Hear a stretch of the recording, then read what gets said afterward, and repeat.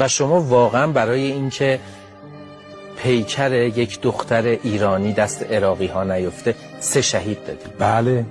چی بود ماجراش؟ من فرمانده گردان بودم. از ستاد گردان به من خبر دادن که یک دختر ایرانی را به یک تیر آویزان کردن، باید بریم بیارمش. برانکارد بهتر دسته بهتر برانکارد به اضافه پتو و ملافه حرکت کنن برای این دسته محلش بگیریم بریم اونجا.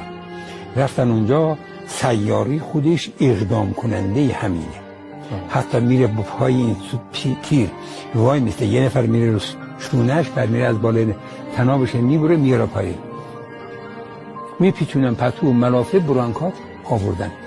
سیاری خودش اونجا فرمانده عملیاته. برداشت خودش اینه، میگه ما گفتیم یا این تومه است برای ما، یا اینکه واقعا میخوام ما را تحریک کنن که مثلا ما ناموس شما را اینجوری کردیم.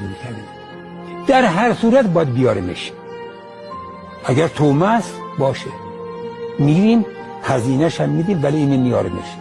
بعضی از من ایراد گرفتن، شما برای آوردن یک جسد 3 تا 2 تا شهید دادین. گفتم بله، 10 تا هم بود میدادم، خودم هم اگر لازم بود میرفتم. چرا؟